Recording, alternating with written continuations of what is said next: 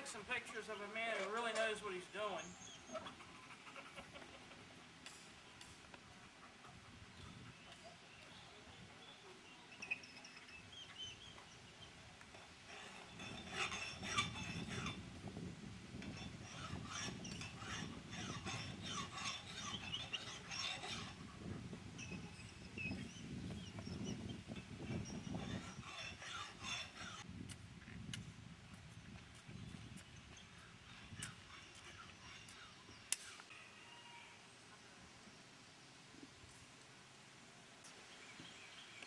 I'll give you a hint. Longbow. Robin Hood. The English are archers just like the Indians are. Alright? So here's what we're going to do. I'm going to load this piece by the steps we just learned, and then I'm going to fire this piece. I'll let you know when that's going to happen. So here we go.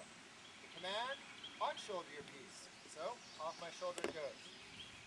Right to your left hand. So down my left hand it goes. Now what I'm going to do is prime my piece by priming my pan right there. Find my priming powder. Open that bottle up. I'm going to take that gunpowder, put it in my pan. What do I do with lids? Gotta close it. Blow away my gunpowder. Gotta close this lid now. So back on the lid it goes. Protect my gunpowder. Blow my match. Now I gotta load the rest down the muzzle. So down the left leg it goes.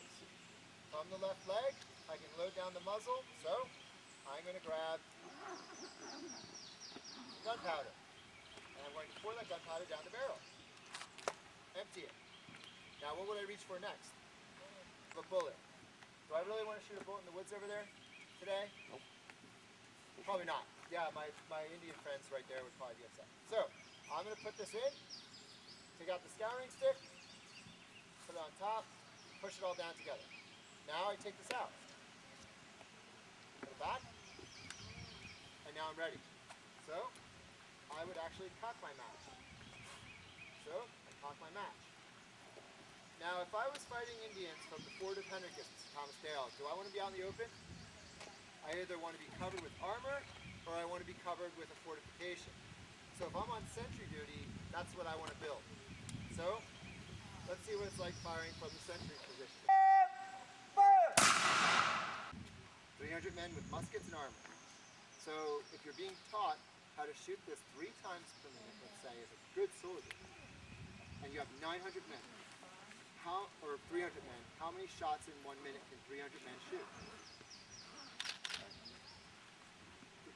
900. So if the Indians are attacking for 10 minutes, and you can shoot 900 bullets in 1 minute, how many bullets do the Indians have to go through in a 10-minute fight? About 1,000? 9,000. So, if you can imagine in 10 minutes time those Powhatan warriors, led by Jock of the Feathers, or even in 1613, the Queen of the Appomattox, she's leading her warriors into battle. And they have to go through 9,000 bullets in a 10-minute fight with the English. So you think that's a little intimidating? Indeed. But the Indians don't stop attacking. They just keep coming, coming, coming. So with that in mind, if you were fighting on either side here, Powhatan Indian or English, what side would you rather be? Yeah, because you probably saw over there, what would I be wearing going into a battle? Armor. And what can't the arrows go through? Armor. And do the Indians have muskets? No. Do they have armor?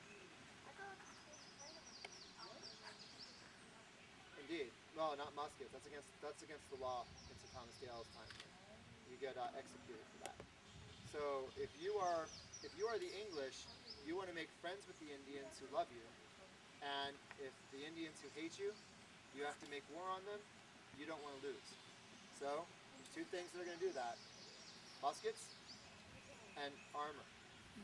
All right, those are the 2 things the Indians cannot handle. Now you saw there might be inside there, one of the soldiers might even have a pike inside that court de garde. And that's a big, long stabbing device. Again, is that going to be good fighting Indians with?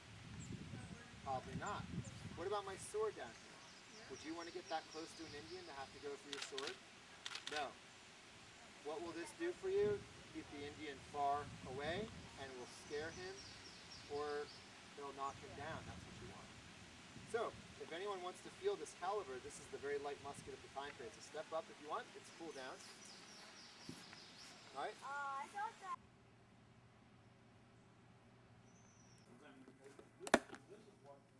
You got a nice, cool spot in here today, Catherine. I hope so. Wearing all wool and this rough. Uh-huh. I really hope so. So how have you been?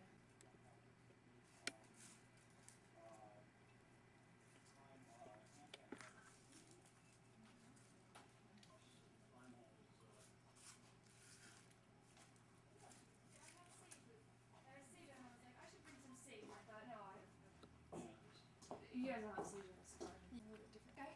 Well, good to meet you. Yeah. Thanks for coming up this weekend. Sure. I thought for sure I got this going to be raining, so this sunny weather was kind of a blessing. Yeah. Mm-hmm. Yeah. I might not want to still happen this afternoon, but hopefully it'll get other people. Actually possible to do them every 20 seconds. So as a 21st century person, yes. Yeah, I look at nailers as skilled workers. But they are the factory of the day. Half a dozen women and kids standing around a shop, all gathered around a couple of forges. They pull a piece of metal out, they work it, they're done. They put it back in, they grab another one, they work it, they're done. That's how fast they're making these nails. But when it comes to the handles, the hinges, the hooks, kitchen equipment, ladies, okay, how we turn the pot, up or down for heat, add or subtract hooks. These are the big things we make.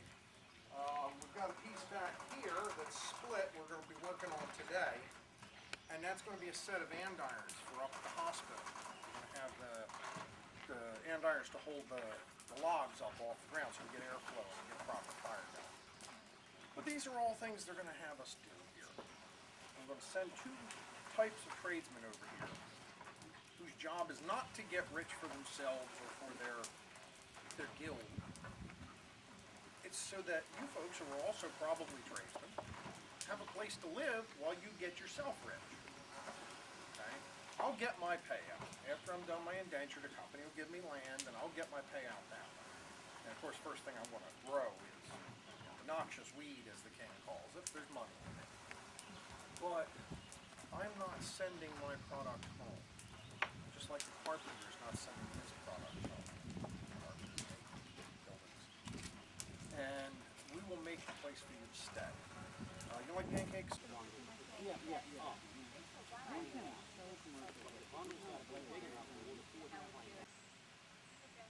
corn cakes. We're doing some finger weaving with some hemp and yarn.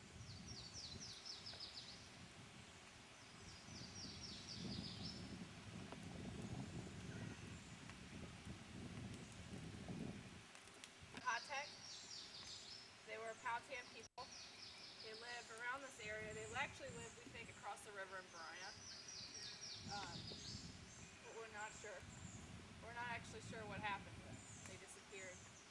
We're thinking maybe Powhatan destroyed one of his own villages. But we're not quite sure. We're still researching that.